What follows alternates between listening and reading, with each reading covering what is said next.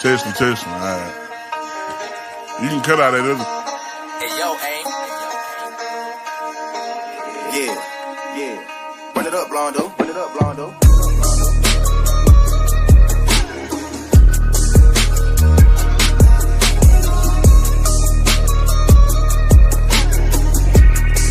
Hey, see y'all from Texas, where we sit riding swangers and put diamonds in our neck.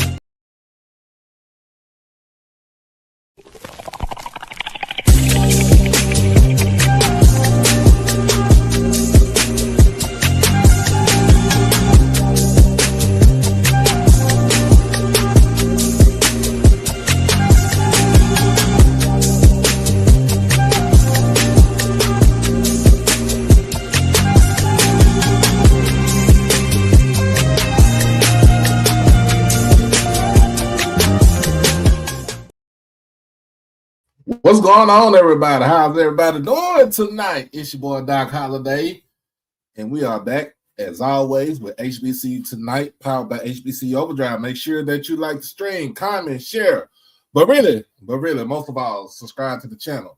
Make sure that you get everything, hit that bell, get everything HBCU Overdrive on the YouTube side. If you're watching on Twitter, make sure you hit that follow button on Twitter, and then come on to the side of the YouTube and hit that subscribe button. So we got a good show for tonight. Got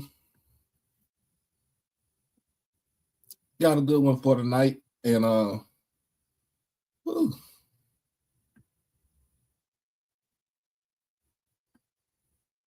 there we go. So let everybody know what's going on. So yeah, I just kind of got off of work not too long ago, so had to race to get to the house, but of course it's raining here in Dallas, so got home. Basically, the power got knocked out for a little bit because I could tell when I go in my kitchen, all my clocks done reset itself. So I gotta go fix that once we finish this up. But other than that, just being at work is good. New job is going good. Shout out to the new team, CBS. What's going on, Harper? Shout out to my new workplace, CBS. Treat me real good. Not doing a lot of stressing and everything like that. But other than that, man, we are having a good time. Let's see if I can get some folks over here, if they're gonna come out. If not, then we should be fine.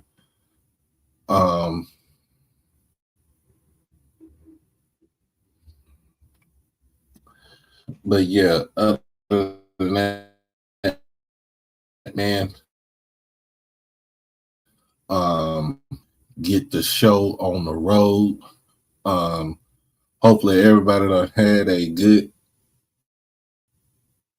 day, good evening, morning, night, whatever you're doing right now. I hope you're having a good time doing it.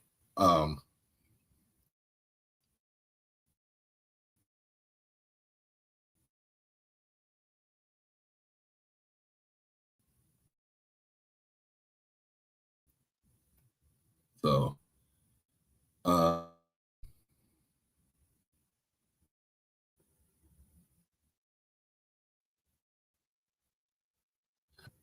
I don't know if y'all seen it, but it's making its rounds around the Twitterverse.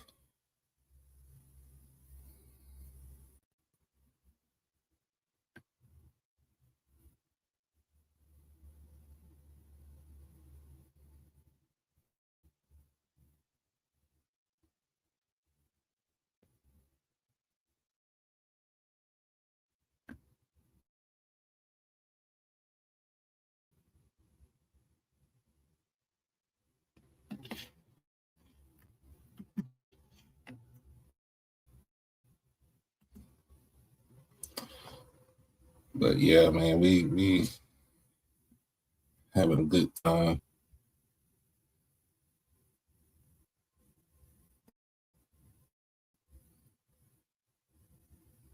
Have a good time for tonight. And hopefully everybody is good, had their dinner, well rested.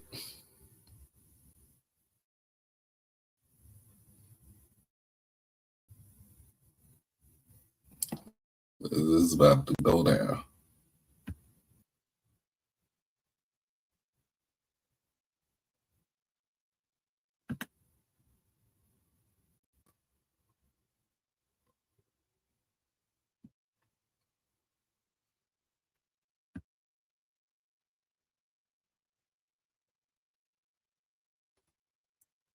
But yeah, it was a video that's circling around the internet. And then this is from last night, if I'm not mistaken. This is from Max Preps right here.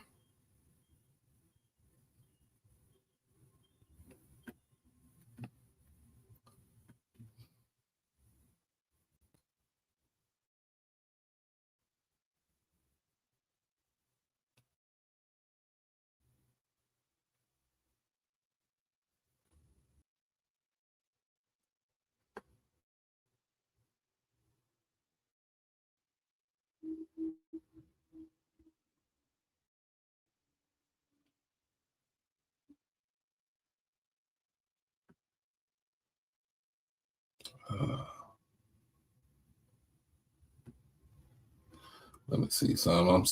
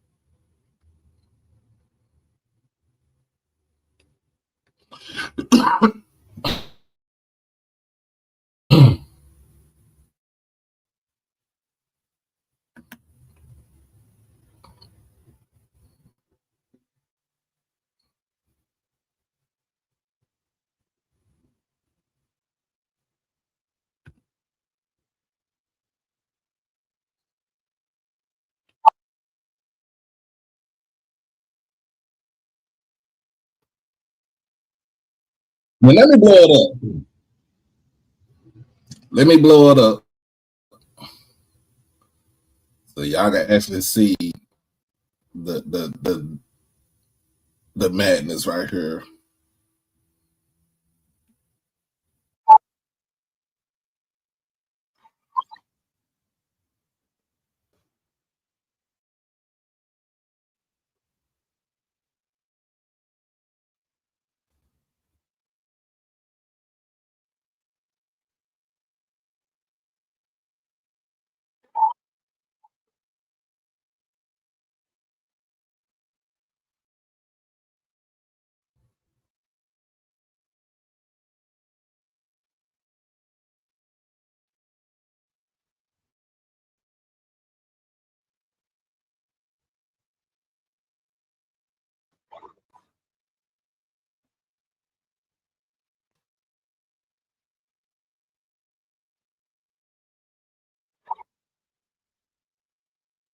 So this is from last night's game between Mansfield Timberview and North Crowley.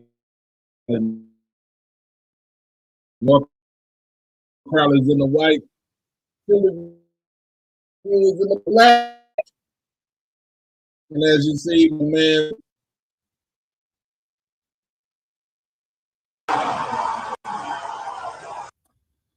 the man does a 360 lob. Just it's nasty. It was That was nasty.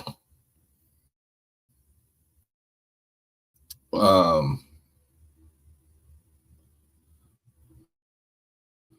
me see. So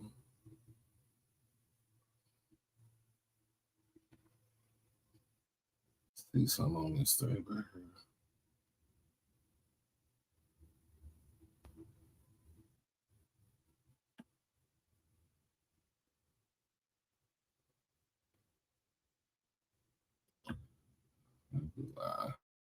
Yeah.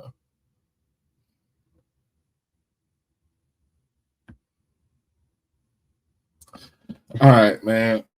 I'm gonna try to fix some stuff right here, and we'll get on with the regular show.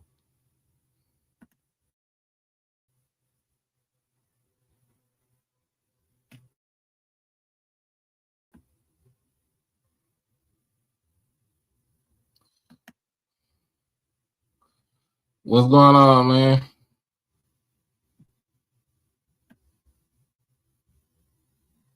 What's going on? Anyway, man, look, we just gonna go ahead, get the show on the road, and try to fix these technical difficulties, man. But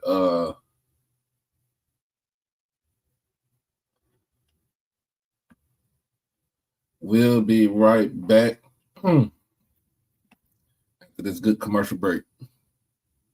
Stay tuned. It's your boy Doc Holiday. Become a subscriber on HBCU Overdrive on YouTube, and you can follow me on all social media platforms at HBCU_Overdrive on Twitter and Instagram. You can catch me on TikTok at Holiday1925 and on Facebook under my real name, David E. Smith Douglas. Also, when you become an exclusive family member, you get all the membership perks. You get all the exclusive members only videos, early access to new videos, member shoutouts, and members only live chats. And also you can get birthday shoutouts on here and win member when you become a subscriber.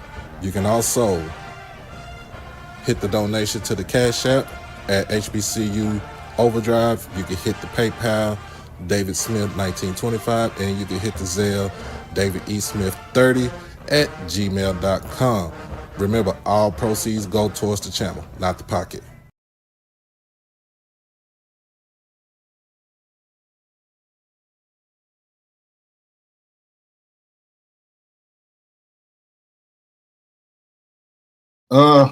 Hopefully we get all these technical debugs out the way, technical difficulties and stuff like that. Anyway, man, let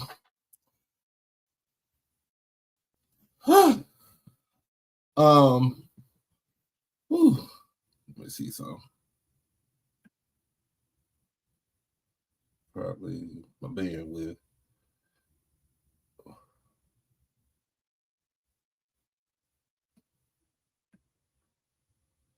But other than that, man, look, tomorrow is the last game for both men and women in the SWAC. And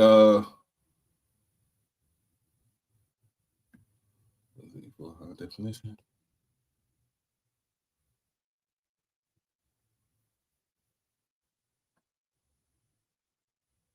So tomorrow the last games of the SWAC. Men and women. Two teams already clinched their number one spot on both respective men and women's side.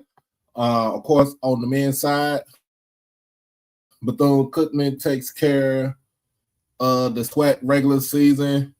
Right now with 14 wins and the number one spot locked down. And on the women's side, Alabama A&M, Lady Bulldogs, have clinched the outright SWAC regular season, sitting at 16-1, have won 16 games in a row, sitting at 20-9 overall, going for their second time to have 21 wins in a season, which has not been done before. Even before Don Thornton got there, nobody has done that in the program's history. Look, we just got a lot of basketball coming up. We got a lot of basketball to come up in this place. But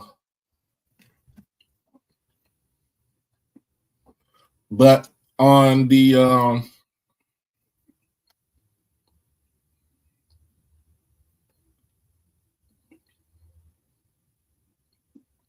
men's side,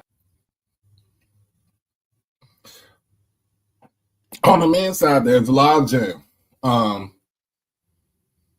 There is a log jam on the men's side. We're talking about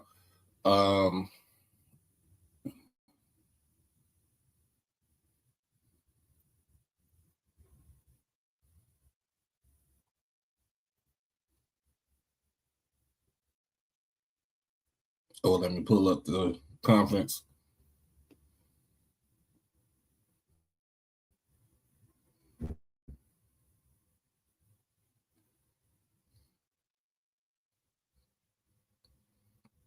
Again, on the men's side, there is a log jam for second place with Texas Southern, A&M, Southern, and FAMU all at 10-7 in conference standings. Pine Bluff and Jackson State sitting at 9-8. They are in the fight for the 6th spot. Prairie View at number 7,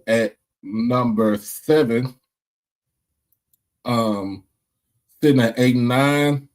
Alcorn, Alabama State sitting at 7-10. Grambling at 6-11, and then Valley sitting at 2-15. Valley will get the 12th spot. They have if they want to make a tournament, they have a daunting task as far as trying to make it there. They have to win.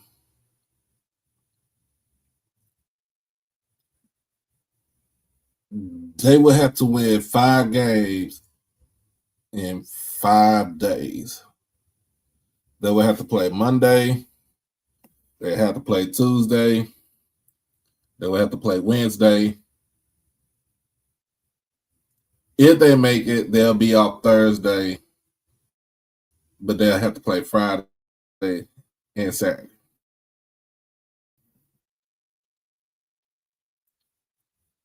That is a daunting task. I don't think nobody has done that. Not even since Kemba Walker and the UConn when it was the old Big East. So,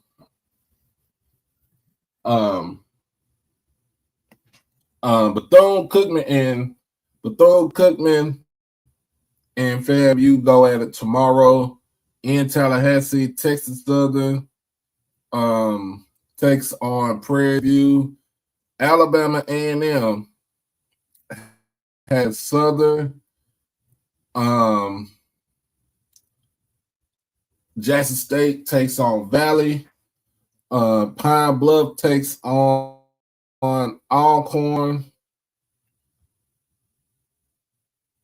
Got to figure out who Grambling has. Grambling takes on Alabama State.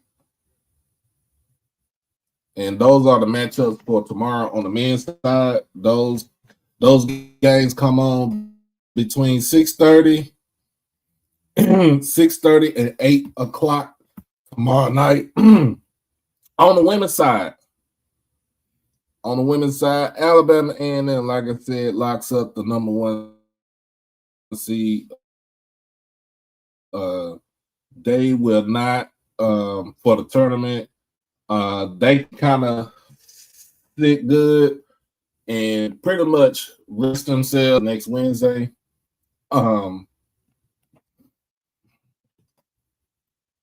But Alcorn will sit at the number 2 seed. So Alcorn and Alabama State has the number 1 and 2 seeds. Between Alabama State and Southern, They're fighting for the third spot. Jackson State on the women's side is, if they win tomorrow, they will be locked in for the fifth spot.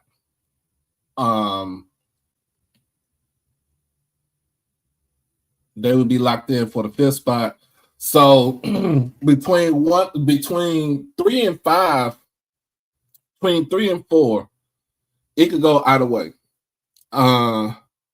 Again, Alabama. So tomorrow, Alabama A&M takes on Southern. That game is early in the day, in the evening time. What's going on, Chuck? Alabama A&M, if the Lady Bulldogs defeat Southern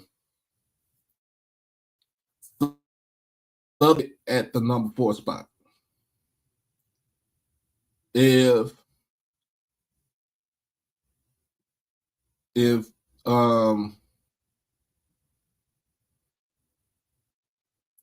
Pine Bluff defeats Grant, if Pine Bluff, let me see.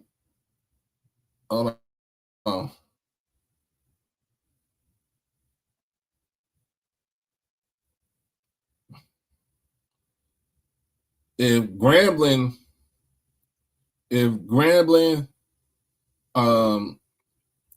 defeats Alabama State, then it will basically be the both teams would end up with the same record, and it'll be a tiebreaker. So they'll go through the conference tiebreaker to set up the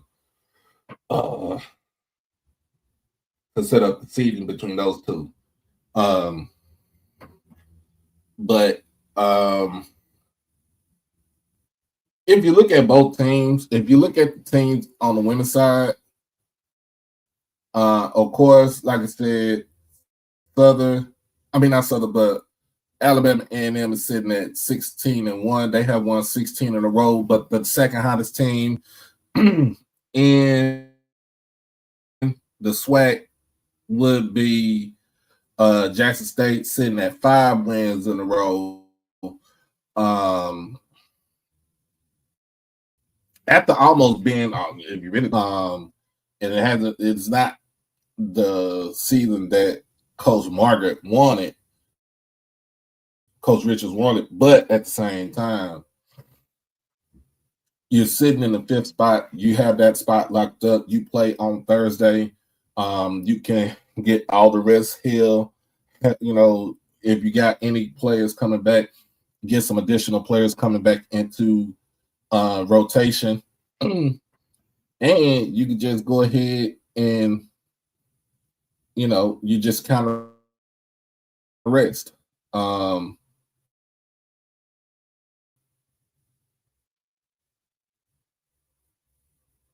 Took me takes on FAMU. Bethune on the women's side. So Bethune-Cookman right now, Bethune-Cookman and Prairie View are sitting at 11 and 12. So those two will play on Monday.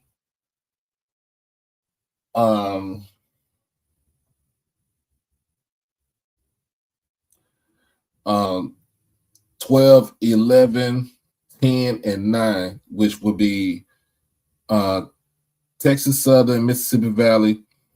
So 9 versus 12 will be Texas Southern versus PV. Mississippi Valley will take on Bethune-Cookman.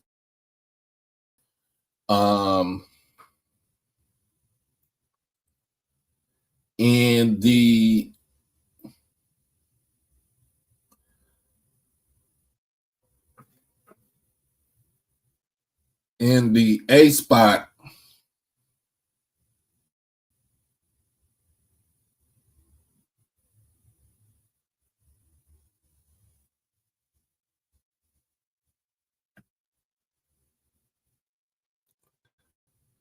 see what's up with this thing.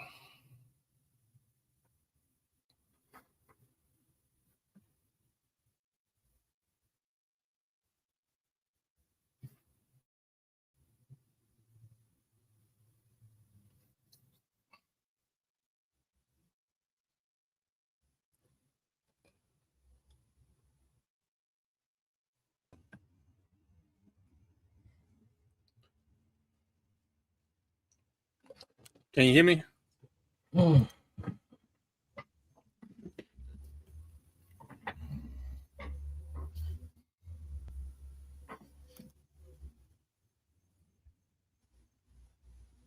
Hey, Troy, can you hear me? Yeah, I can hear you. Can you hear me? Let's see what it's doing on this house.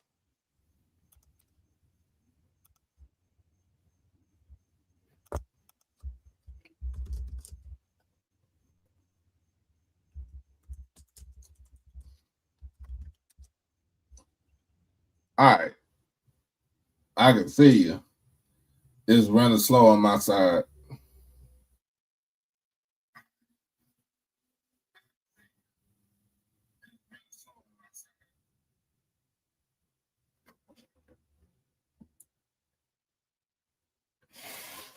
All right.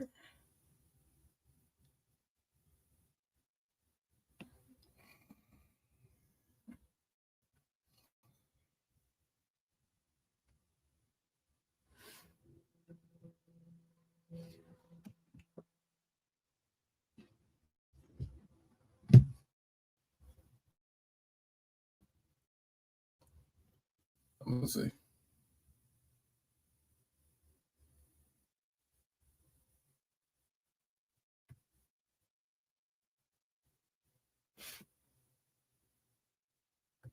Okay.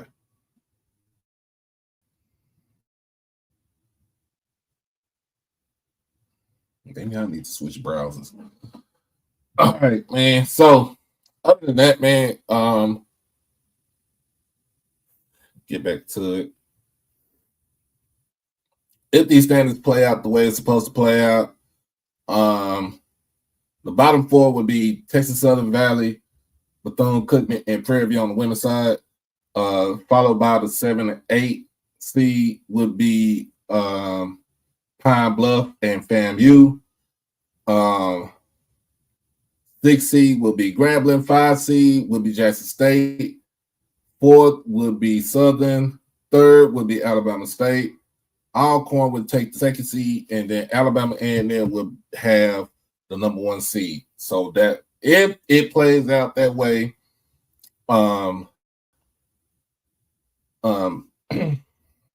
and tomorrow, which be the end of the season, then it should be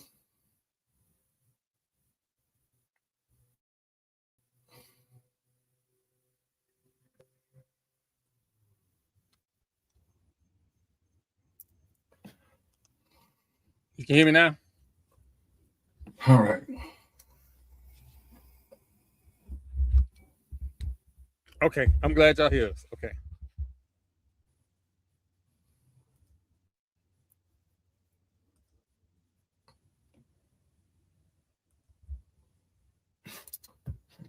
It's pulling up. It's going slow on my end over here. Okay. It's not you, man.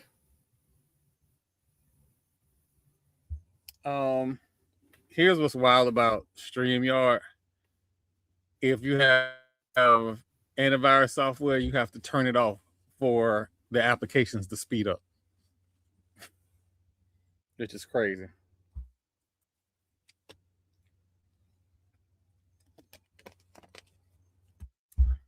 Hey, y'all. Alley Cat Hate Week.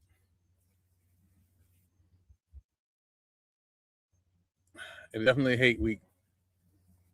I don't know what I missed. I apologize. Right now, FAMU is playing the Bootskins or the University of Florida. Right now, University of Florida is up 7-5 in the bottom of the A.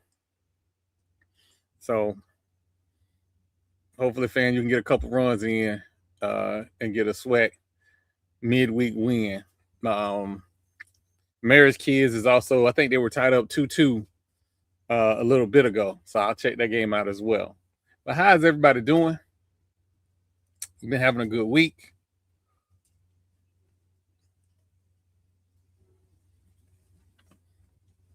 What's going on, Pop? Hopefully y'all don't hear it in the background, so we won't get in no trouble. But my Knicks is playing OKC Look like we're playing pretty good, so we'll see how that go. We'll see how that go. Oh, crap! Where's my phone? Oh.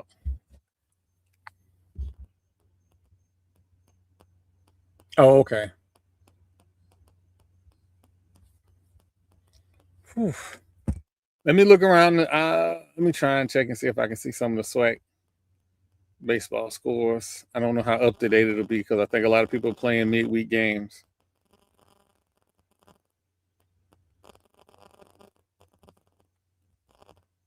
Let's go.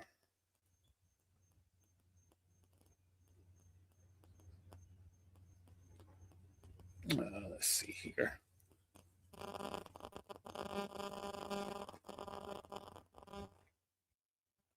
While I'm looking that up, rest in peace to Lou Holtz.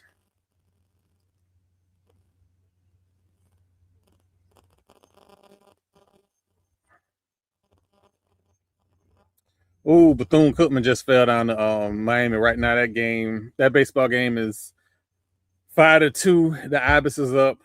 I don't necessarily want Bethune to win, but I don't want them to lose to the Ibis either. I'm conflicted. Let's see.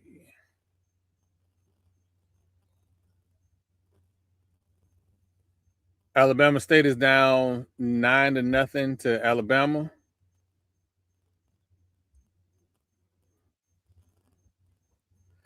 All right, we good now. We starting my whole laptop. I know how that is. And to restart the whole laptop. It's running faster now. I can tell. Magaloo Holtz. I don't care what he was. I just know the man was a good football coach. Who took over them Catholics in training pads and pretty much had a good run. Dear Father God, Florida State is beating Mercer 22-5. Where the mercy rule at? That's when I'm like, it kicked in, and something must have happened because it ended in 7. So the mercy rule, I guess, kicked in at the 7th inning.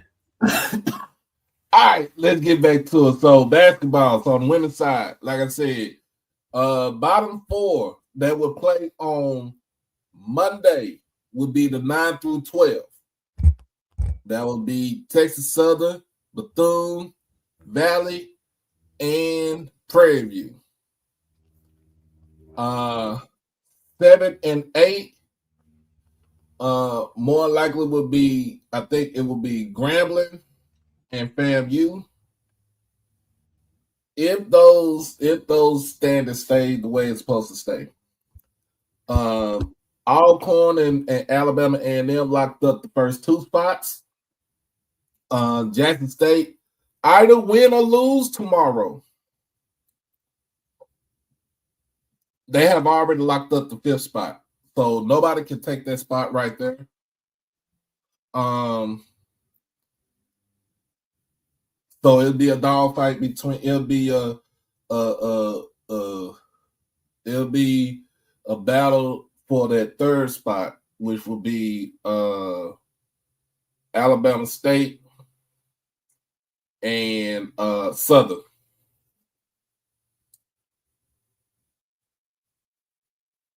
So even if Alcorn loses, even if Alcorn Lady Braves lose, they will still have the second. They'll have the 2nd seed. Alabama A&M has the 1st seed outright. Battle for 3 and 4.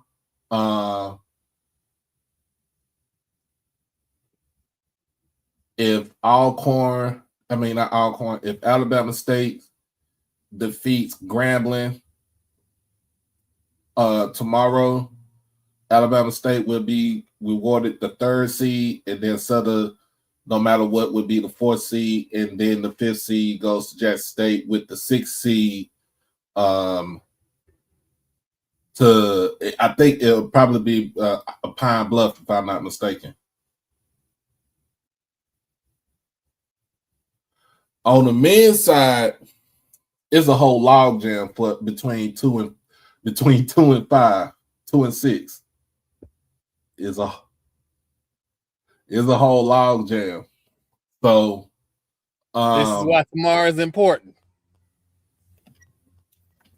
So nobody can take the number 1 spot for Bethune-Cookman. They've already clinched that. They've already taken care of that yesterday, and all they have to do is if they want to cause chaos,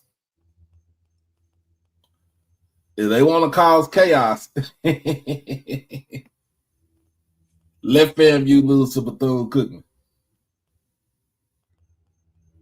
Why would you say that? Why I would you just say say that?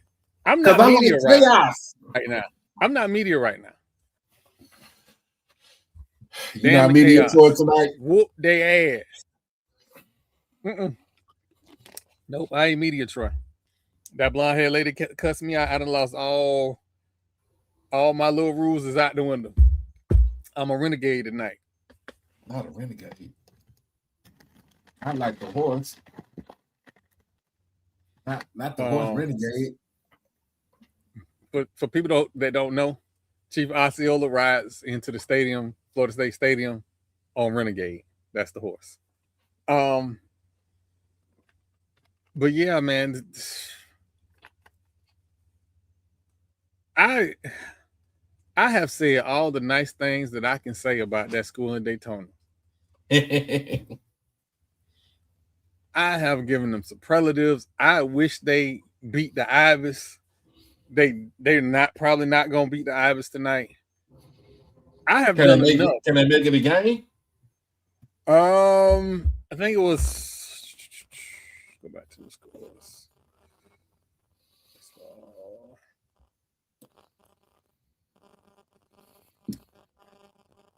I don't think it was as bad as. Hold on, let's answer this question right here. So Dory McMillan missed his 3rd game because he decided to go over. Basically, he crossed Saturday. He crossed into the world of the candy canes, and he went to Nukeville. That's where he went. He's a Kappa. Has the basketball player ever chosen to go over versus playing for his team? This is the first time I've ever heard of that. Wait, hold on. What school he played for? In Jackson.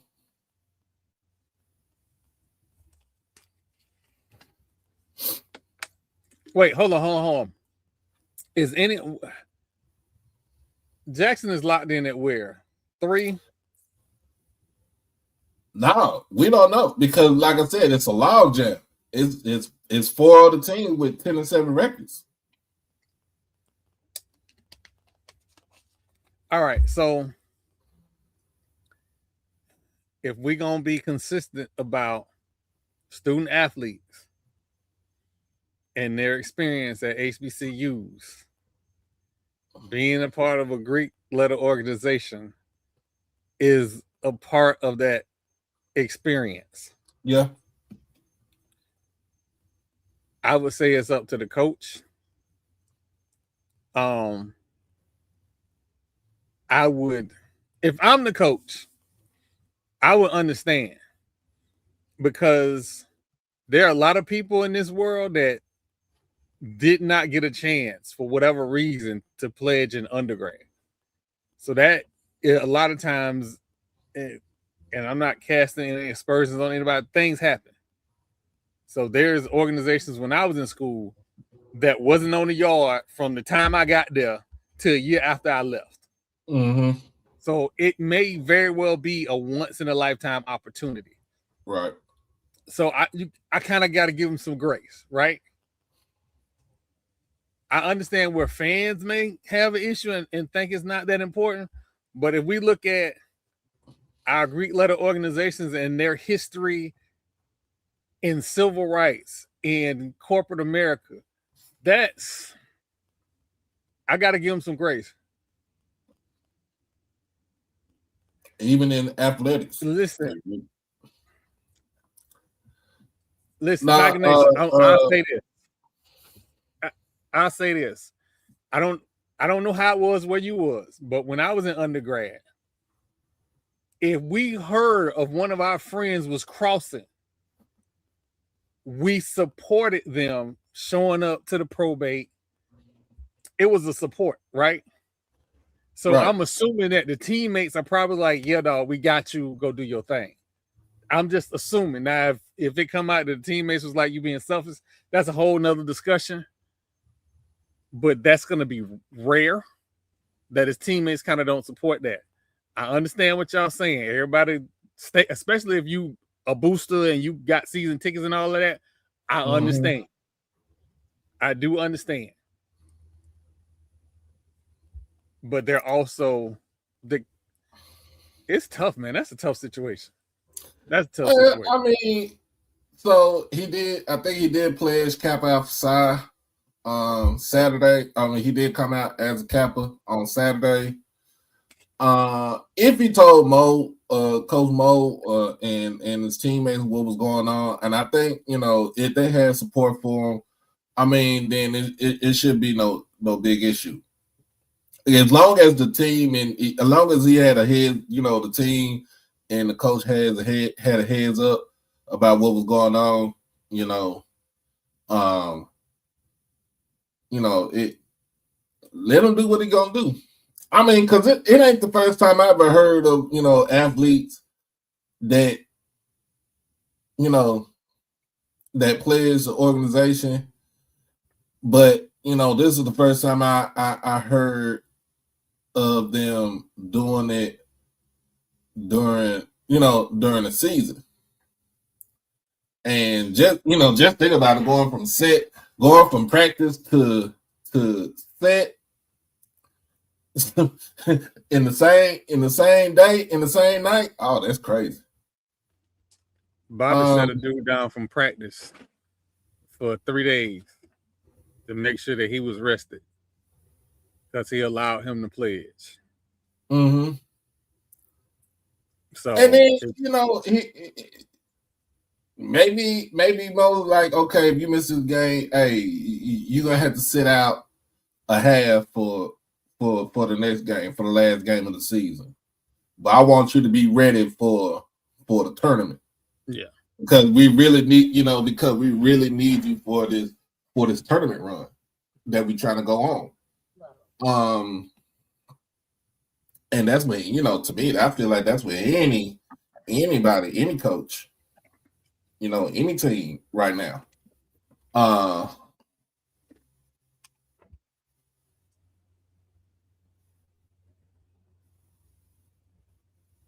So yeah, when you think about it, is being a regular student is not as hard. You know what I'm saying? It's not as hard. Now, being an athlete,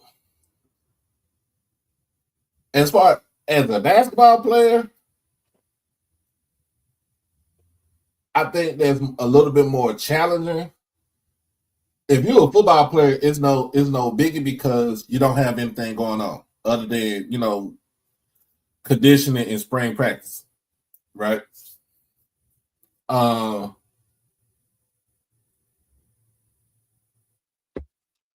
Even if you got a baseball player, you might have a baseball player that's online. You never know, but it should be easy for them. But it's kind of hard for a basketball player to do it. Now it'll be different if it was, to me, it'll be different if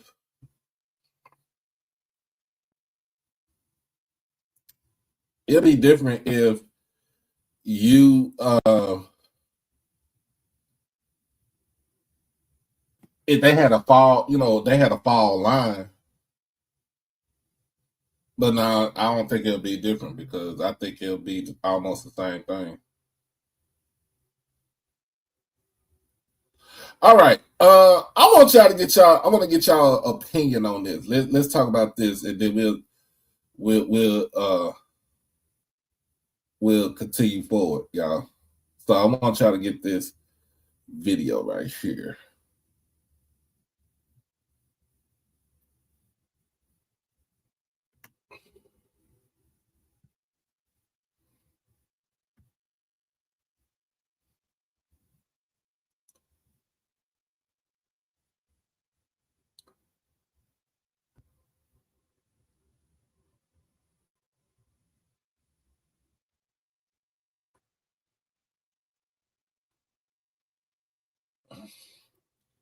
don't see it here no audio, but it's cool. All right. Y'all see this right here. This is between South Alabama and Coastal Carolina. Kick from South Alabama goes up against one of the players against from Coastal. One of the players from Coastal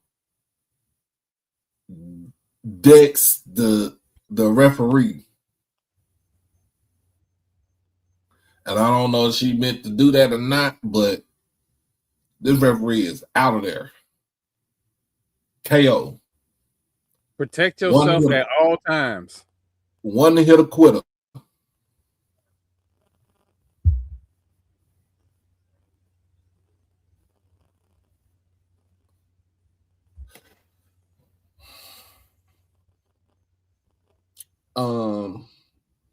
It's gonna be some suspensions right here.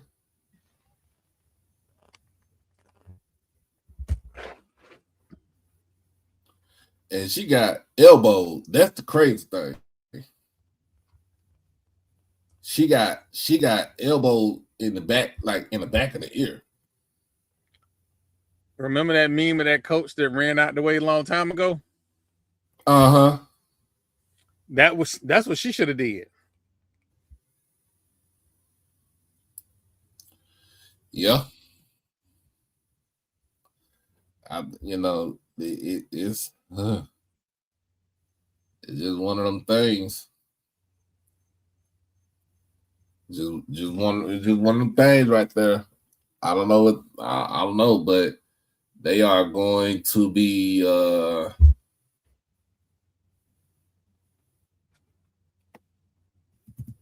let me go ahead. I'm gonna send this I'm gonna send out the thing for Danny so she could tell us about Suno as they get prepared for the NAIA tournament. They have a watch party tomorrow too, right? For the announcement, right? I think so. They should, man, but because first championship, first conference championship in 14 years.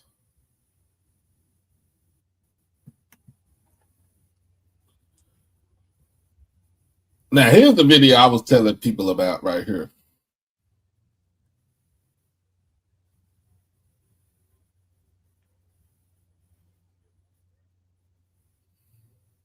Soon in the load up.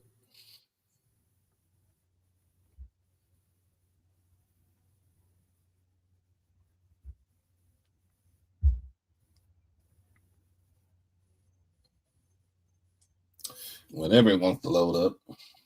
There we go.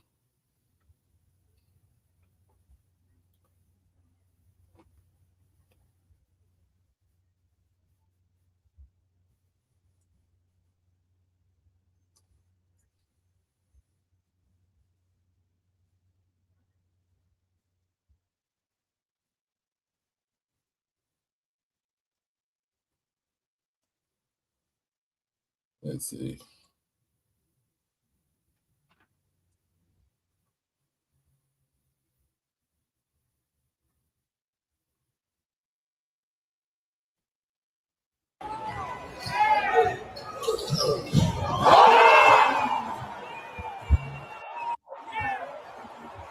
Let me blow it up so y'all can see.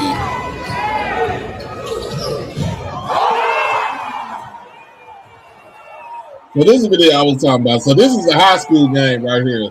This is a playoff game between Nashville Timberwolves and North Crowley out here in DFW area.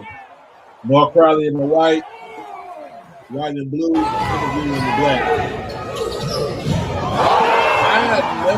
I have not seen that. I have not seen a play like that since. I ain't seen a play like that since Vince Carter.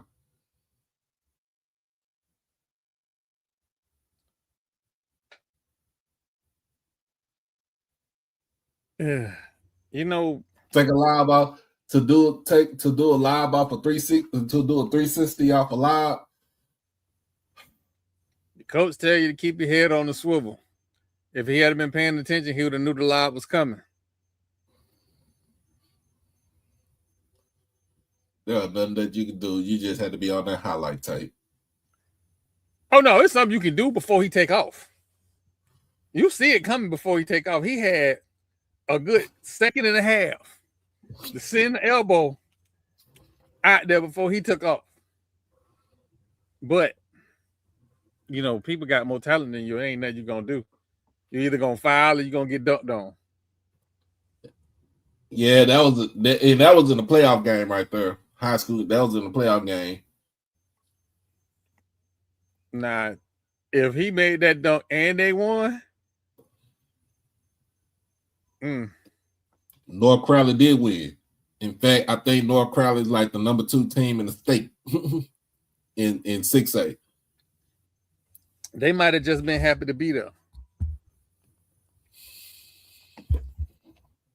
One of my so for my last job, one of the acting store managers, his son plays on the North Crowley team, and he's a wing, 6'7" wing, plays small and power forward. He just got put weight on him, but I seen him play. He could give you 20 points if he wanted to in his sleep. He got an offer now. He did get an offer from Jackson State, so it's a kid in St. Pete, Charlie. Quinn, 6'10". I know I bet not see him. I'll flip a table if I see that boy in Daytona.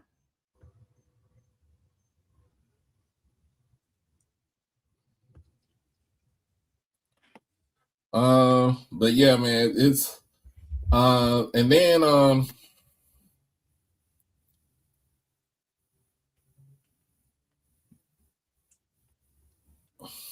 let me see something.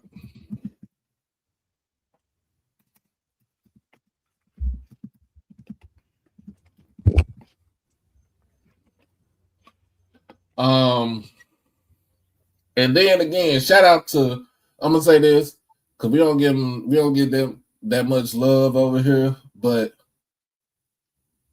shout out to Nolan Smith, ex-Dookie, Nolan Smith, in them Tennessee State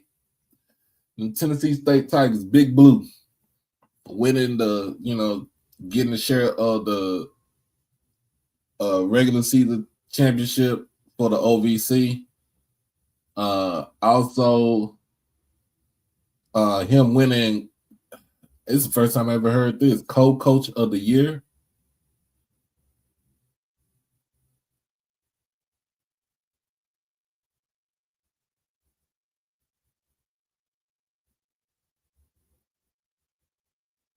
Oh, I seen Jordan Walsh.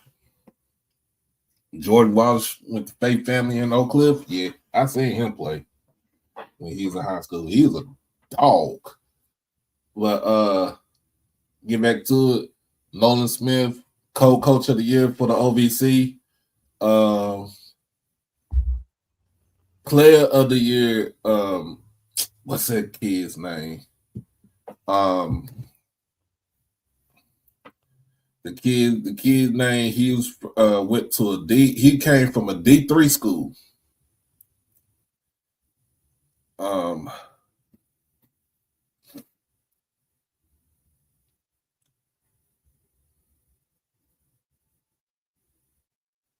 The name gonna come to mind when I think of it. As soon as I. When you get to that, I don't. There's a topic I don't know if you want to touch about an NBA player in the CIAA. Are we talking about Lamar Odom? Yeah.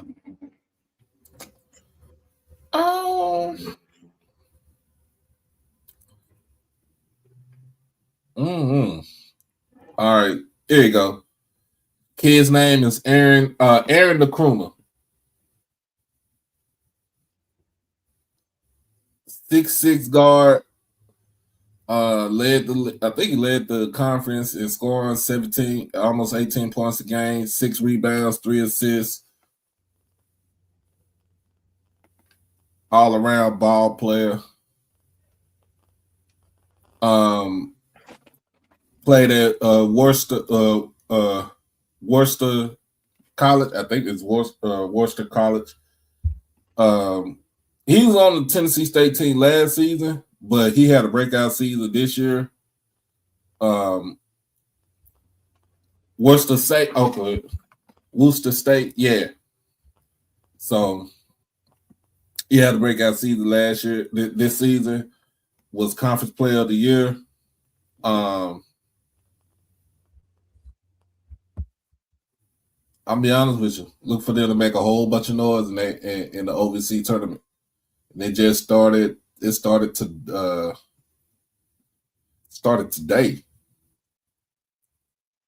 Next game between Little Rock and Lindenwood. They come on that should be tipping off now.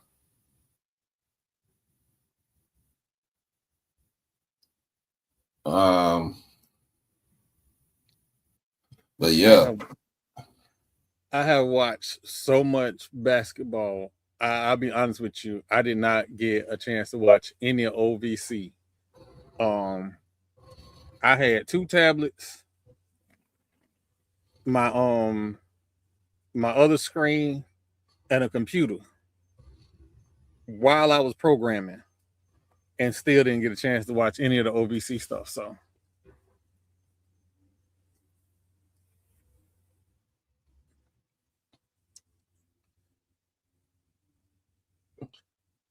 Thanks to SWAC TV. Yeah. But yeah, man, look, they I think they can get going in a tournament, and I think they don't play until Friday, if I'm not mistaken. Okay. Yeah, they don't, because they got the double bye. Because Morehead State got the other seed. Morehead State got the 2 seed.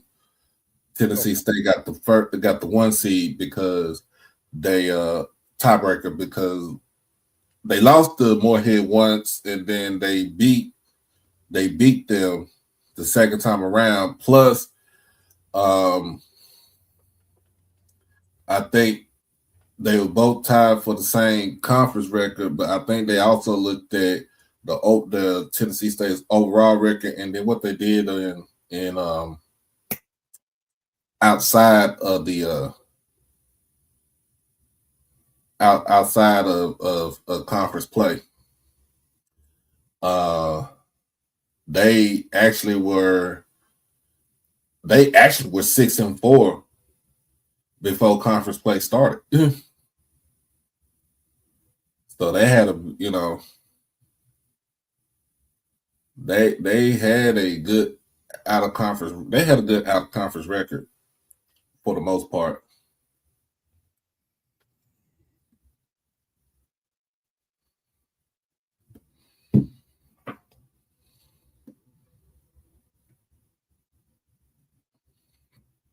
Because that's the goal. You gotta get there, but you gotta win it though. That's the goal. Don't worry about when FAMU get there. You ain't gotta worry about it. We just gotta get there. Let's see if y'all get there first. You just gotta get there. Listen, this is not my dilemma that I had last year. I am more optimistic about this coaching staff and where they are right now as opposed to what I went through last year. And what I went through last year was trying to hide my gin on the sidelines while I was drinking through my sorrows. So just know, new year, new me. Still same old eyebrow bits and Lee press-ons. So now Florida State, I don't really have nothing to say.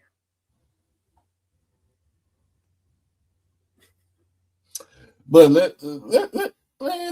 let's talk about it. You said shout out to HBCU Plus for promoting the show. Hey, Hardy, if you looking, we need to talk money. We need to talk money. And we gonna talk money. We gotta get my crew on here too, man.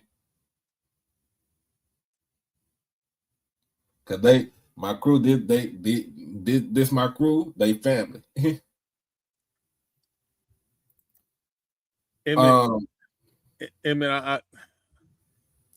Here's the thing about, I'm gonna be very clear. I'm a Knoll and Rattler land. And by and large, most people that are in Rattler land for historic reasons don't really take too kindly of us being in Rattler land. So if you are a Knoll in Rattler land, you have to be excellent. Coach Shoup is an example of an excellent Knoll doing great work with the baseball team. The coach last year did not embody that, and he knew his time was short. Quinn is a little different. Quinn went through the crucibles of being a FAMU Rattler. So some people that play football at FAMU, and then there are Rattlers. Quinn is a Rattler. He gets it. When you walk in the door and be like, you ain't earned to touch Bragg's grass, I'm confident in him. Regardless of whatever the outcome is, I'm more confident in where he can take the program as opposed to where it was going before. I'll say it that way. But I'm going to get on Sheen and find me a fur coat to wear to Atlanta.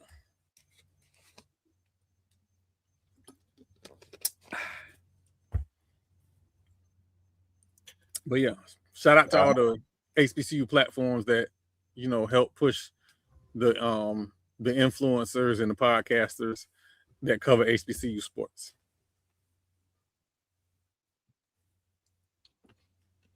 But yeah, I mean, he knows the land. He just knows.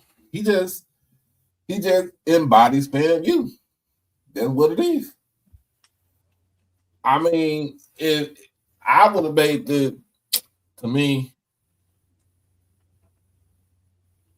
that would have been the first person I would have thought of as far as who to bring in as a head coach.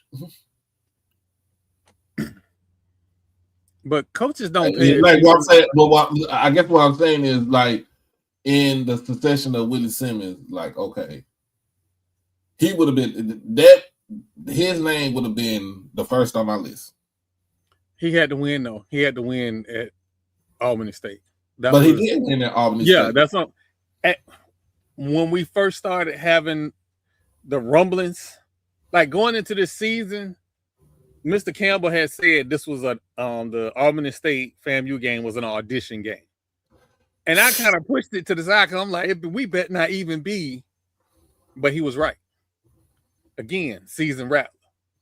So when we went into the season, I was like, people talk about Quinn, but the same people also say he got to win. You know what I'm saying? Mm-hmm. He won. Not only did he win the SIAC, he won a playoff game, D2 playoff game. He won two of them. Two of them. So that was the end of it. It would, outside of, and at that point, it was too late for Cozy to do anything. But that was the end of it. There was going to be a loud rumble about get that man from Albany State, from the fan base and from some stakeholders. Nothing, like, I like Cozy, you know, personally. I like him. But friends is friends and business is business. Mm-hmm. And FAMU business is about Black National Championships. Well, I'm sorry, National Championships. Quinn Gray words. It's about national championships. So, you know, it is what it is. I mean, But for real, that was to me watching that game basically was like, hey, you got to get it done. You have to get it done, and for you to struggle like that against Albany State, and that was their only loss in for the season, in the regular season.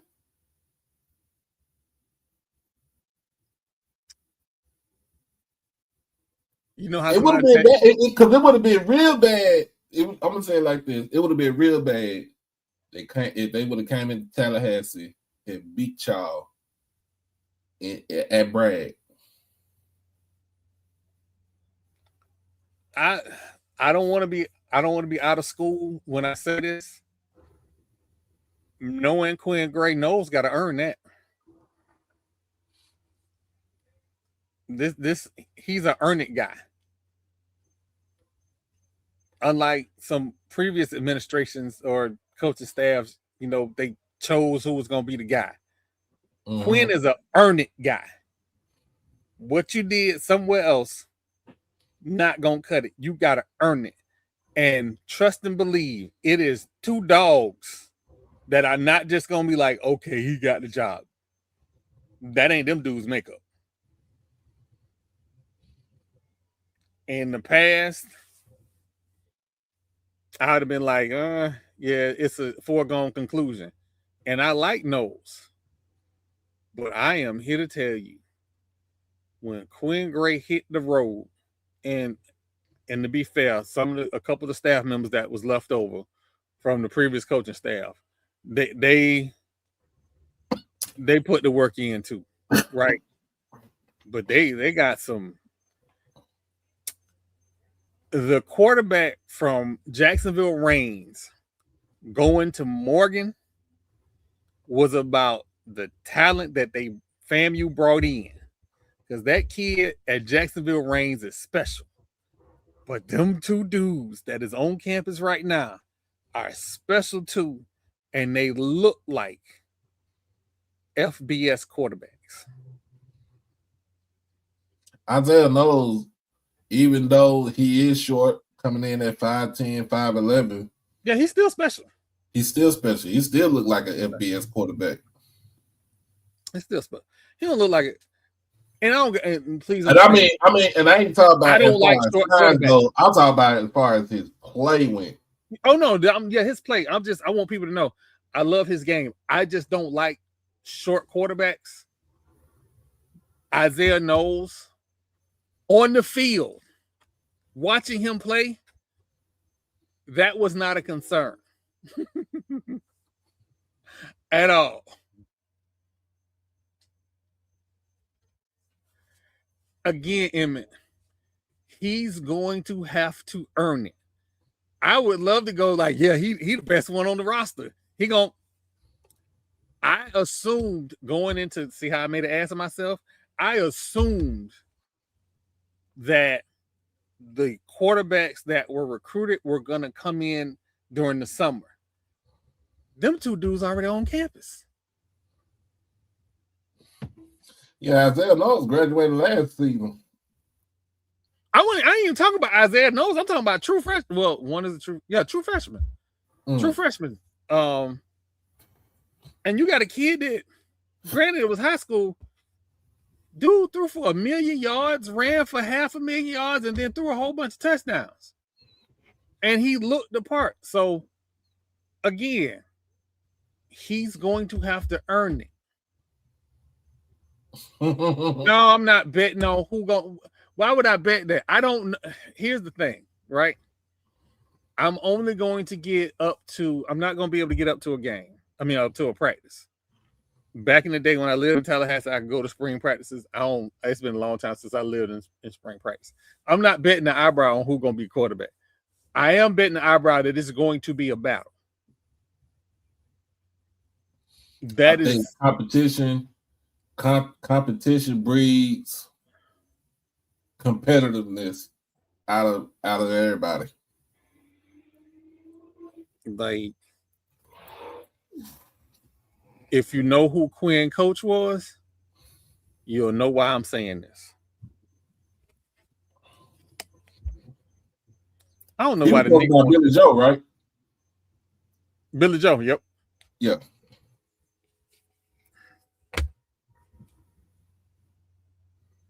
The Rack Boys. Oh, nah. 3 FAMU Hall of Famers. I'm sorry, 2 FAMU Hall of Famers. He had to sit behind before he got his turn. So it's gonna be a good fight. But again, we got plenty of time. You know, we just week 2 of spring practice. So it's our first. I know in Jackson, this is our first week. So this day 3 for us at Jackson. And fam, you having a night game for the spring game on a Friday night. Hey, that's good showing right there. Ash already know he get to get out of school. I'm not saying he just gonna bump him out the way. I'm just saying it's gonna be I don't want what I saw last year. I sat at a spring game looking at a quarterback battle and was pissed off trying to figure out who they can bring out the stands to play better. That won't happen this year. It will be a battle. Hell, it was so bad they brought in 2 quarterbacks after the spring game. So I just don't. Yeah. And that's a good way to sell tickets. Like I think somebody else having a spring night game too. I don't remember who it is, but somebody else in the SWAC is having a spring night game. Is it PV? Hey, shout out to Lionel. We ain't even got to August and he done already started the mess. What are you talking about now? So Prairie View put out, Alabama A&M put out a little thing for season tickets. You know, you get the crowd going to get them to buy season tickets. So they showed some highlights or whatever, and Lionel said something to the effect of, "This the best highlights you got." And I think Off Script got involved. But you know, J-Dot came from the top rope. But came with the Macho Man elbow. For real.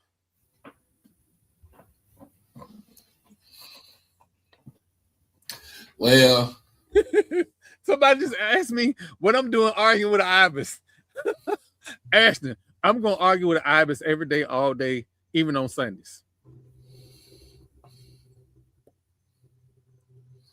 Let's talk about this. Mr. Lawrence. Do I think Bethune-Cookman is going to be good? They'll be good as far as whoever their quarterback is going to be.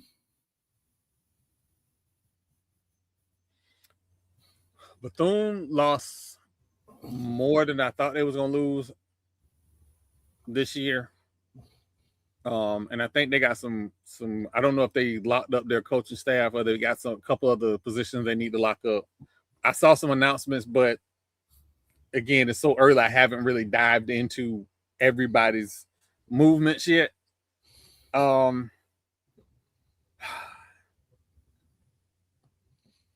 I don't know what they're going to be if they have the same quarterback play, if they have the same offensive play calling. They might be a 500 team. They might be a 500 team. Yeah. This the East. And it also depends on what they bring in too, man. And we need to be aware. And the NCAA selling them wolf tickets about if we have blind transfers, we may penalize. They ain't implemented that rule at all. They just selling wolf tickets. And the reason they selling them wolf tickets is because the SEC gonna land. The SEC is gonna bring in about 7 players that I know about on blind transfers. So everybody relax. When we get closer to probably summer because people gonna need to register in summer school for fall practice. Everybody relax till we get to May, and let's see what happened in May. That's when we're gonna start to notice what's what.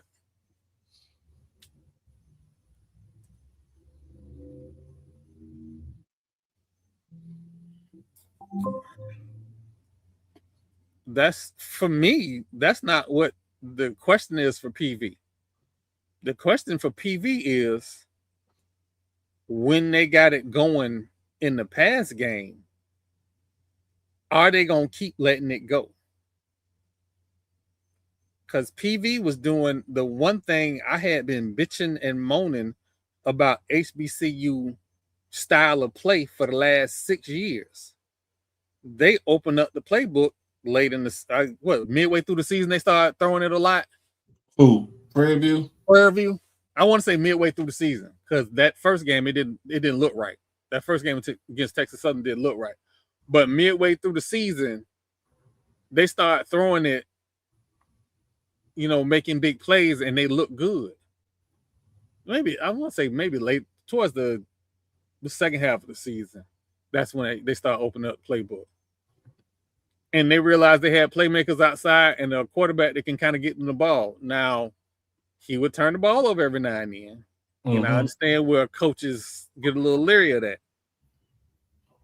But if you have a play caller that's dialed in, because play callers hit their stride, and when they hit their stride, leave them alone. Mm-hmm. That man want to throw the ball 30 times a game, let it go. Our fans deserve better than Canada junior football because we can play that style of football and win. But that's my TED talk. Depends on the personnel and what type of offensive coordinator that you got.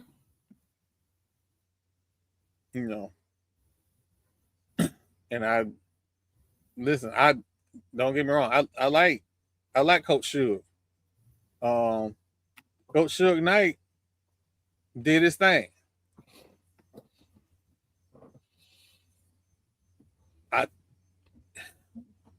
Getting to the Celebration Bowl.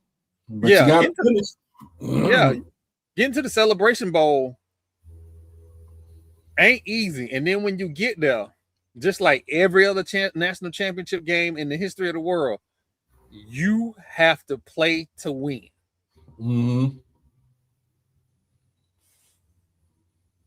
So it's gonna be interesting. And since we way too early, I don't think Grambling just gonna lay down and not be good no more. So he doing his stuff quiet.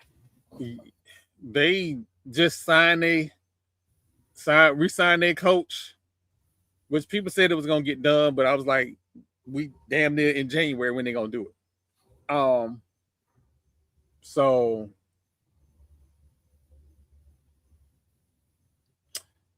yeah, that non-conference schedule, I'm okay with that non-conference schedule. Yeah, but they can start the season off 1-3. But nobody wants to hear this because there's a lot of competition people out there. Those are measuring stick games to see where you are as a team, right?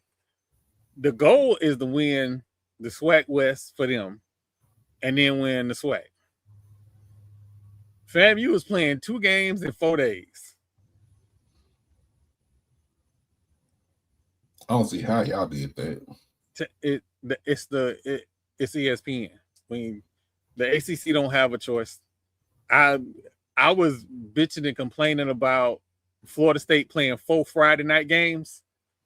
Do you know how many Friday night games are littered through the ACC? It is insane. That's why Florida State want to leave. That media rights deal is trash. Sorry, soapbox. But your measuring sticks is just to get you ready for the season. And the goal really for FAMU for the Miami game is collect the check, get out healthy, get your young guys experience, and that's it. All right, man. Let's talk about SWAC basketball because they resumed conference tournament play today. Morehouse and Edward Waters is playing right now. Albany State women knocked off the. I'm sorry. That's on the men. Let me see what the women did. Slaughter. I'm gonna tell you. Ooh, they slaughtered. Slaughtered Edward Waters. The number 1 seed. I think they number 3, like between number 3 and number 4 in the Southeast division or whatever. Slaughtered them. 5. They was the 5th team in the East. 80-49. Lawrence, I think it was already going to be 2 teams out of SIAC that make the tournament because of this. And this is a big if. If Albany State runs all the way and wins the title, dear Father God. And I'm like, look, I'm here for the chaos. Miles women won. They won today too. Yeah. 68-63 over Allen. Tuskegee and Clark Atlanta, they'll play tomorrow morning. Mm-hmm. And Benedict and Lane plays tomorrow afternoon on the women's side. On the men's side, Edward Waters and Morehouse is playing. They should be playing right now. Miles and Savannah State plays tomorrow. Clark and Lemoyne Owen plays tomorrow. Tuskegee took care of Benedict today, 70-53 on the men's side. So Miles women number 7 in the South region. Okay, yeah. So do you think it'll be Miles? Do you think Edward Waters get a crack at it? Because I think they should. Edward Waters will get in. They're not going to drop below 10. They'll get in. The question is, and again, because it's March and everybody loves chaos. If Albany State runs all the way to the title, what happens then? Do you get 3 in from the SIAC? Because it's an automatic bid for the winner, right? Yeah. So this is all hypothetical. Don't nobody at me.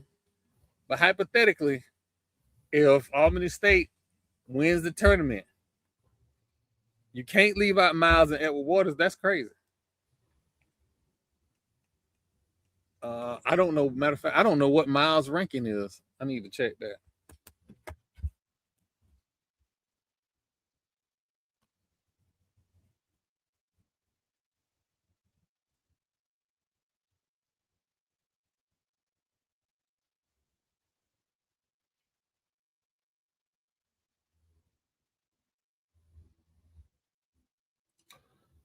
Oh, that game is on ESPN Plus right now.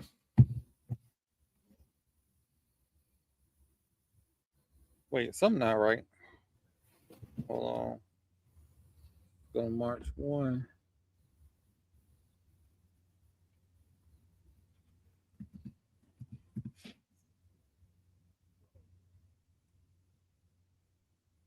I'm trying to see what name he is.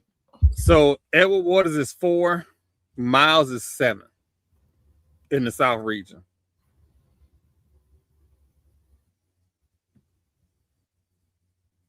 In the South region is Alabama, Huntsville, Eckerd College in St. Pete, Union, Tennessee. I'm sorry, it's Eckerd. I'm sorry, Eckerd.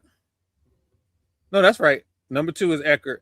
Union in Tennessee, Edward Waters, Nova Southeastern, Embry Riddle, Miles, Lee, Florida Southern, and Tampa.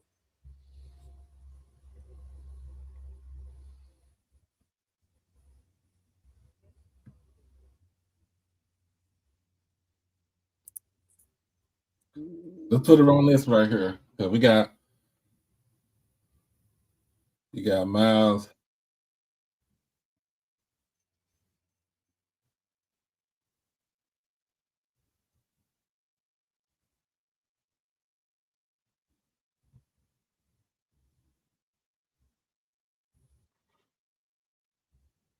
Morehouse, and when I got the job, I kept seeing this New York number call me, and come to find out I was friends. He said, "Coach, we got to do this, this, this."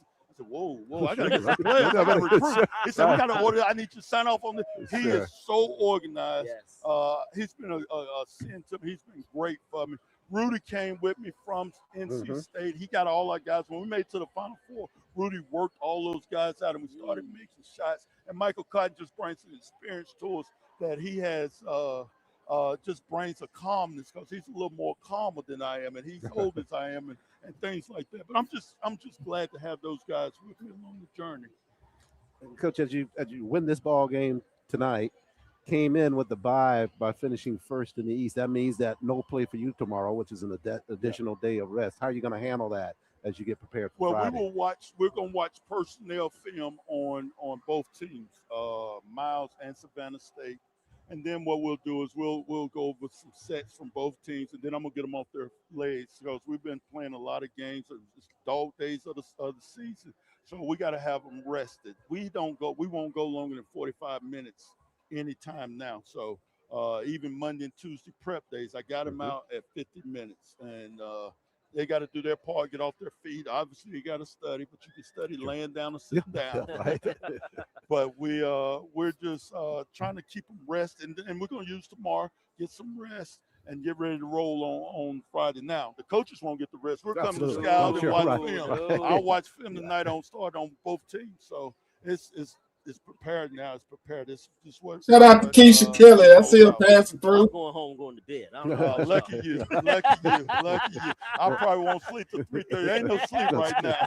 Well, you got the chance up until 12 to enjoy the win Yeah, tonight. no doubt. You win at 72-62. Congratulations, Coach, on the win. We'll see you Thanks, here on Coach. Friday night. Appreciate you. Thank I you. appreciate you Congratulations. guys. Head Coach Larry Dixon as the Maroon Tigers advance to semifinal play on Friday with the win over the Tigers of Edward Waters. So that means they'll play Friday either against Savannah State or Miles College. So Morehouse advances. Congratulations to them. Great season on behalf of Edward Waters. Walker, good day of quarterfinal basketball. More to come.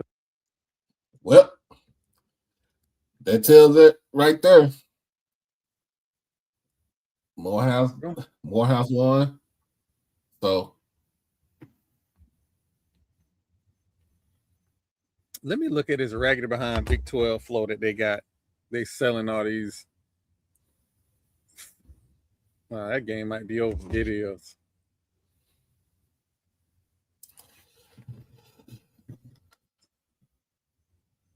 hey, Bryce can say something that Bronny can't. What's that? Bryce got a conference championship. He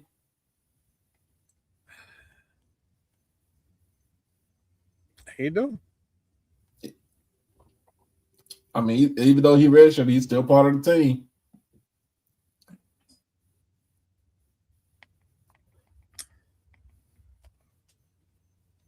But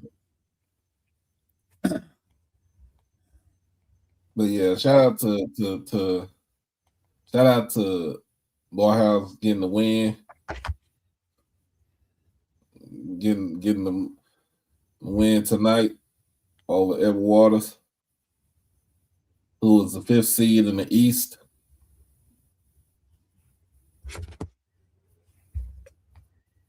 All right, Florida State, don't piss me off.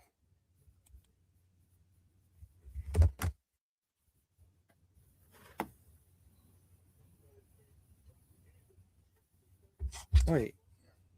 Oh, it must be halftime. 72-62. Yeah.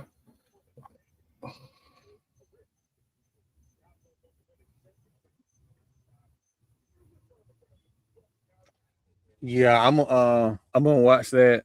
I got a roof inspection tomorrow, so I'm gonna check that out.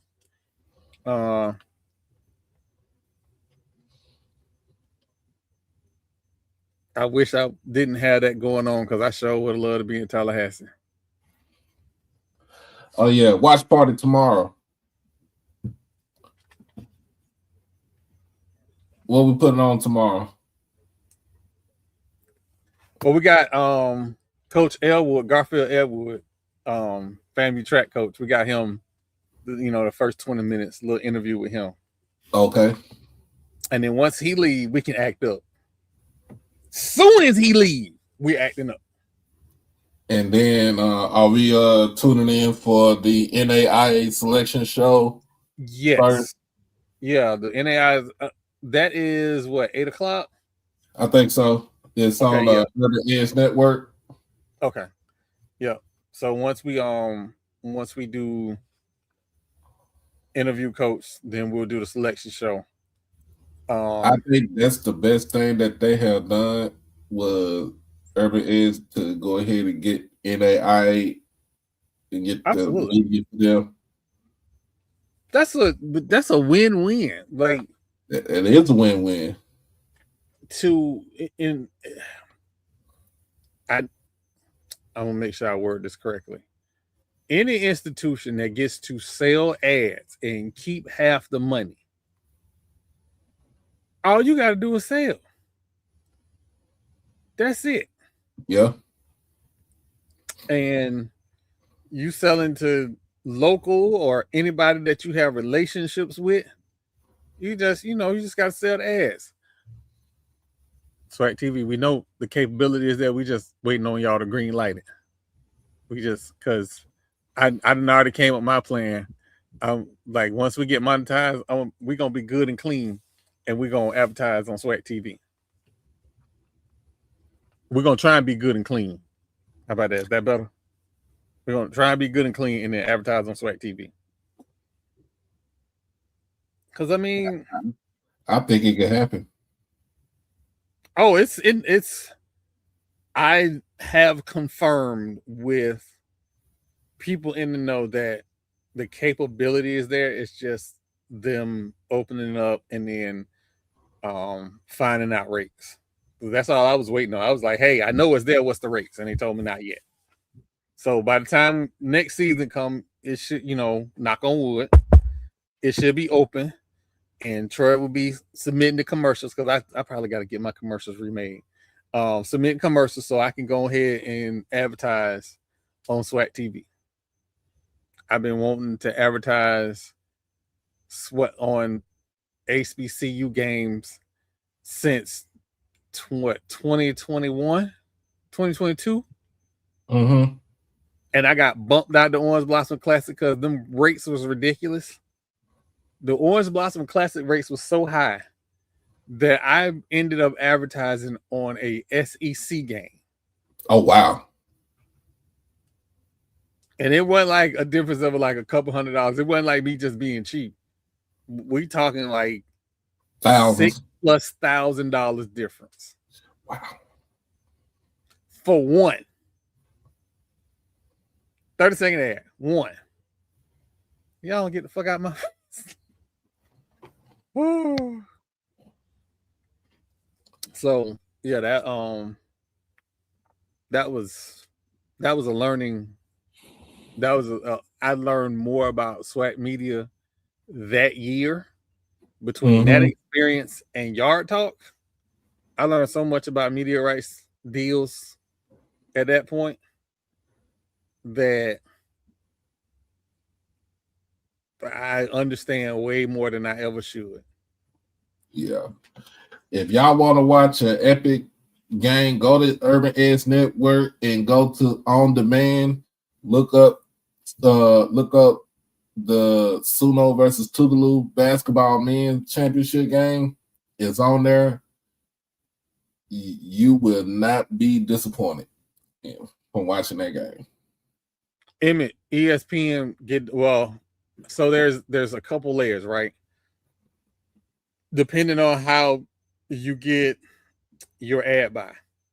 So with local cable companies, they have to sell ads less expensive to your local area advertisers. But since I'm not located in the Miami area, I had to get a secondary agent, essentially, who sold me ads because I didn't buy my ad directly from ESPN. But the ad money goes The commission goes, part of that goes to the company that I buy the ad from, and the rest go to ESPN. ESPN pays the schools whatever is in that media rights deal. That's what they get. And I can tell you right now, what the schools got was less than my ad buy.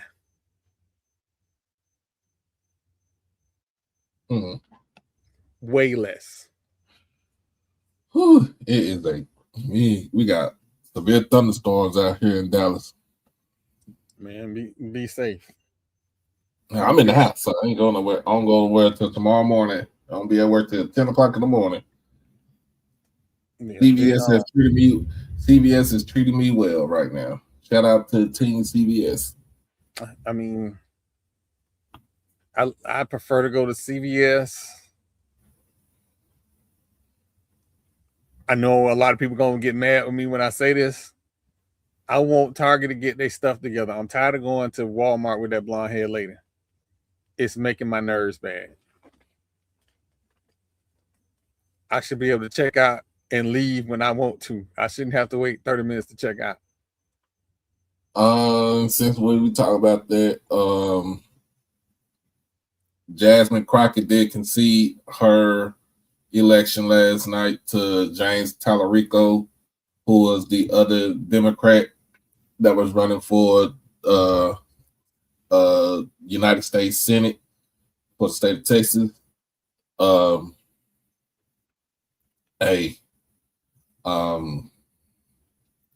Let's,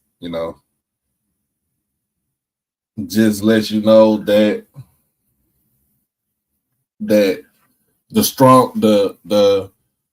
the major city strongholds can't carry the whole state. No. The Texas is kind of like Florida, right? There are areas in Florida that, yes, a Democrat can win. If you don't win that panhandle, and I'm assuming in Texas it's the East or West Texas. If you don't win West Texas, it's an uphill battle.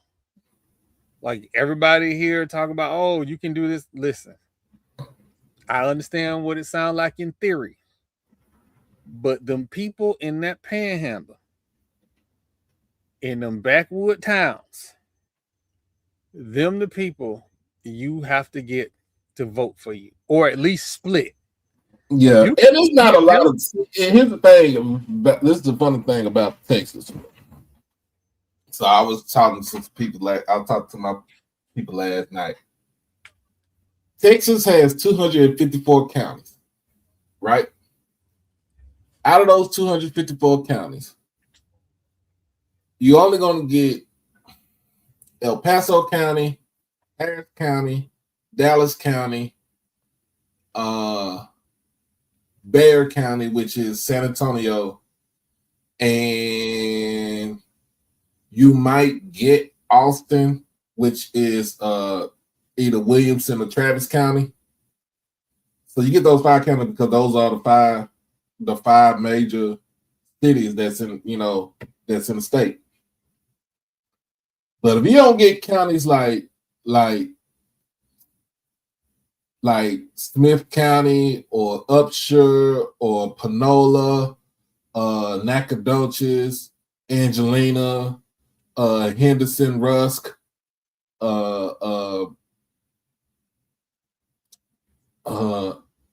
Lamar. If you don't get counties like Grayson, Cook, Fannin, because those are like Northeast, and East Texas. If you don't get those counties like that, and the crazy thing is a lot of people is not, it's more, you have more bigger towns in East Texas than you have in West Texas. Because ain't nothing out there in West Texas. Like your next, between Dallas and El Paso, your next, I won't even call it major city, but dense populated city would be the Midland Odessa area. And out there, it's all about oil. Lubbock, you can get away with it because you have universities out there. You have like 3 universities, of course, Texas Tech. But being that Lubbock County is straight up Republican, like when you get into primaries and stuff like that, don't nobody run against them. So that's how you get counties, you know, that's how your county be red.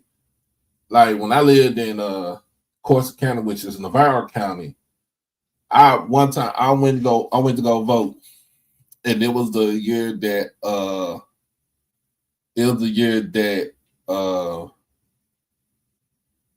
the Trump's first go around in office, right? And I looked on that ballot, and I was like, ain't nobody running against these folks. It's all Republican. The only time I seen a Democrat was for the fucking presidency, and the presidency and the vice president. Like,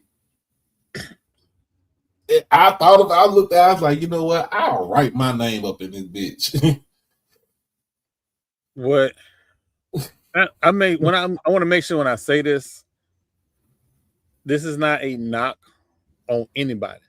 It's just facts. The Democratic National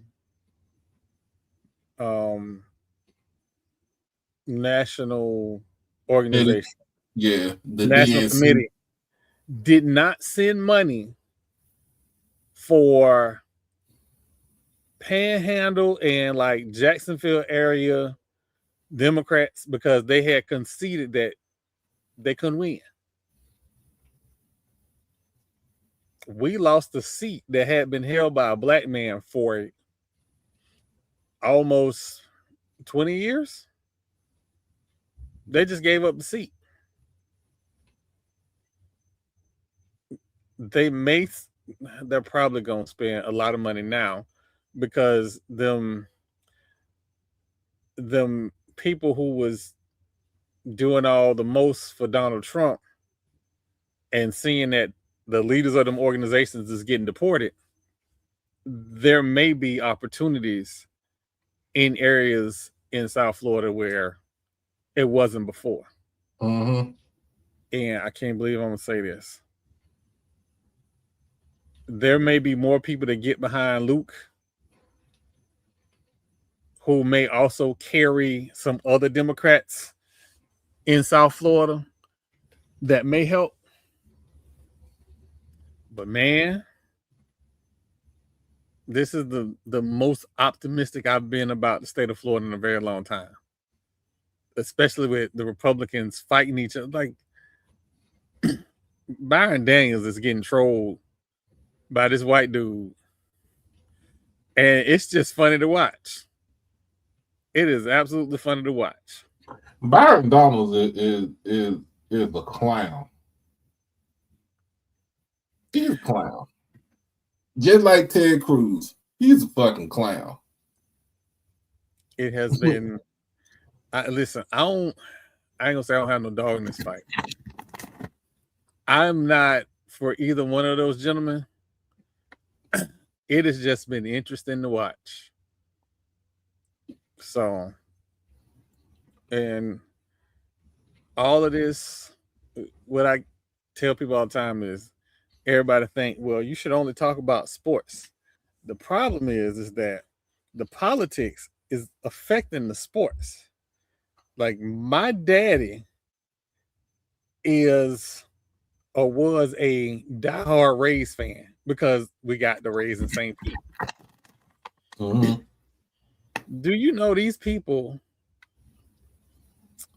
the people that want a new stadium for the Rays in Tampa, do not have a concrete solution on how to get the money. But they have influencers on the internet, particularly Twitter, telling everybody this how everything should run, and then uses Atlanta as an example about how much money the area is making. If you put a winning franchise anywhere, it's going to generate money for the people around it. The Rays ain't won nothing. 2, the Bucks want Ray J renovated. That Hillsborough Sports Authority is obligated to pay because they are the owners of Raymond James. My understanding is that the Rays, exactly, we'll get to that in a minute. The Rays are betting on the fact that nobody will notice that this whole property tax thing that still has to go on the ballot, and Floridians don't play when it comes to taxes. Right. Should the property tax proposal go through, it will increase the sales tax to, depending on what county you live in, 9 to 12%. Because each county has, so the state has, like, for instance, a 6, maybe 6.5. And so each county will add a penny or a penny and a half, or I'm sorry, 1 or 1.5%. Or no, I'm sorry, I said that right. 1 to 1.5 pennies on each sales tax. So, like, for instance, Pinellas County was 7, I think it's 7.5. I think Hillsborough is like 7. So the state has 6.5 cents on the dollar, and then each county add a penny or 1.5 or a penny and a half to the sales tax. To go from 6.5 to 9, and then you add on top the counties, man, they playing in our face, because that don't just affect, oh, I'm going to the store and buy a pack of gum. It don't just affect that. It affects if you sell a house, if you buy a house.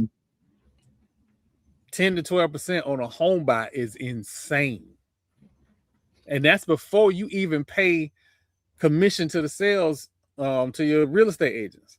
So, like I said, I'm doing the numbers and stuff, and one day I don't know what podcast is going to be. I'm honestly and truly, I'm waiting on a particular podcast to keep telling lies, and I want them to tell a lie big enough so we can have that show, and we can go, these are all the lies. But yeah, it affects everything. And then what a lot of people don't realize is that FAMU should have their stadium renovated, if not a new stadium on campus. However,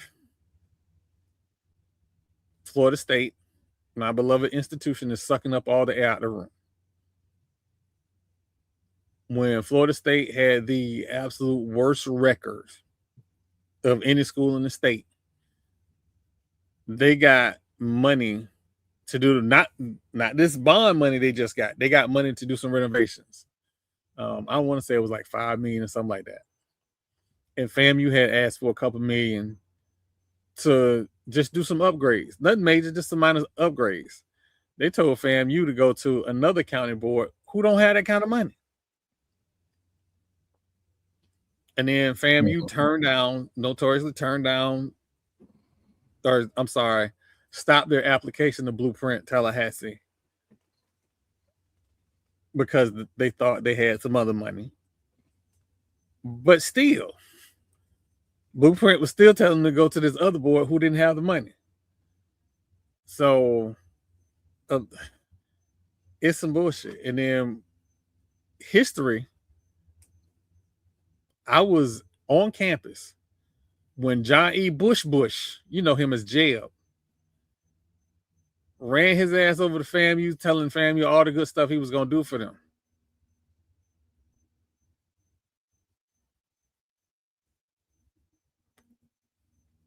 It's a person that I really want to see get hit by a Nerf bus.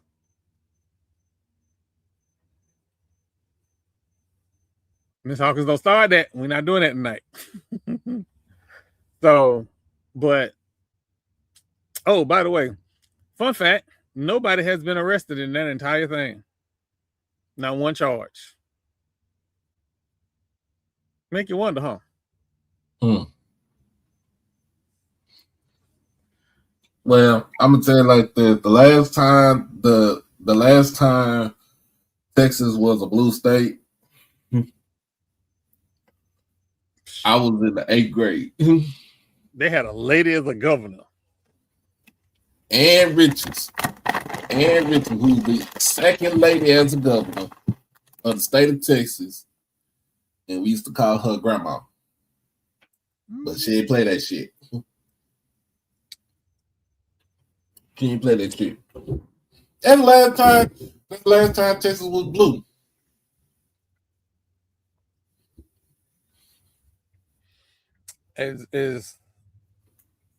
I want the state of Florida to give Marva $64 million, and I want Marva to get whatever PhD students that she need to get to make sure FAMU get the R1.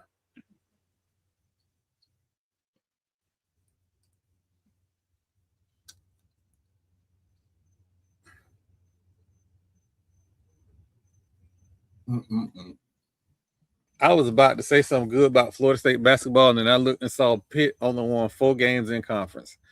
Just forget I said anything.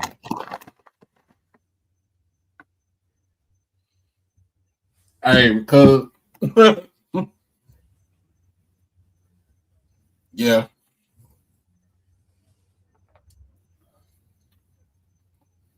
But see, I'm gonna tell you like this: George Bush W.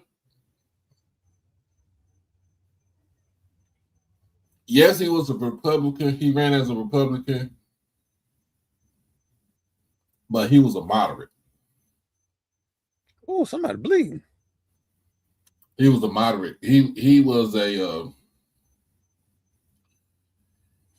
he of course big business, limited government, but when you look at him, he was all about business.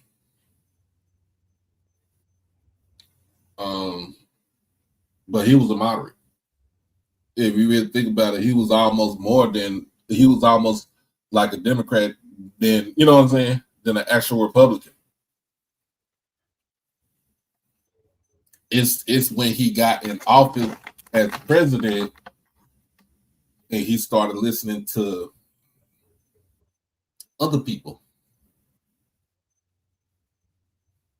that you saw that side come out. But Ann Richards didn't play that shit. Jeb Bush destroyed the Florida Department of Education here. Absolutely destroyed. That's why we have the board we have now.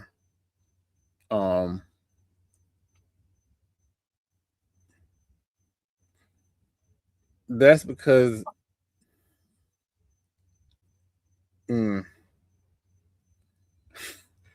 just know what Jeb Bush said he was going to do for education. Not only did he not do, he made it harder for African Americans to get into college. If I hadn't gotten to college when I did, I don't think I would have ever got in. Not the way I went anyway.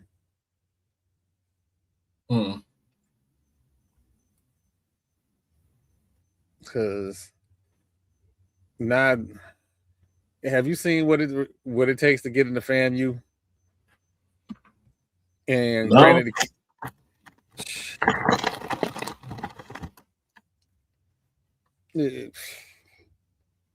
it's whew.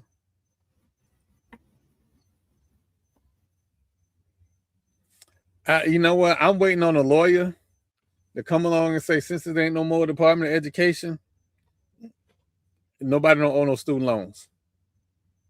That's what I'm waiting on.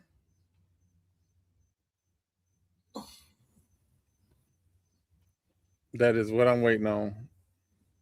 But I don't mean to be, I'm sorry, I don't mean to be Debbie Downer. Nah, you good. But I'm gonna get off this thing. It's 9:30. I gotta get myself ready for the morning. Oh yeah. Remember, y'all, tomorrow night, we're going to have an interview. We're going to be good.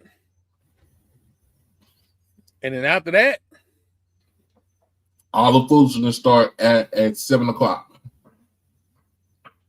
so tell all your Alley Cat friends, make sure you come on. Oh yeah, because y'all play on HBCU Go tomorrow. Mm-hmm.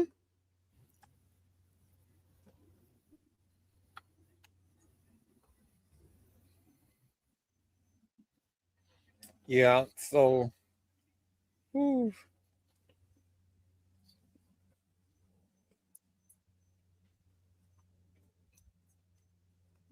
But yeah, other than that, be blessed, be safe. Yeah. The Alley Cats. We make sure we got Jack State. Make sure y'all shake the devil off tomorrow.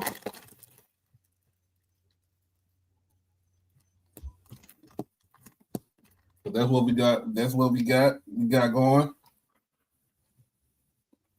Shake the devil off.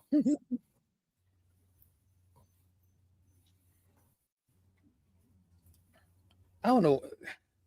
Shout out to the Ivers that think they just gonna talk to me crazy. And I ain't gonna say nothing back. Just know your mama like me.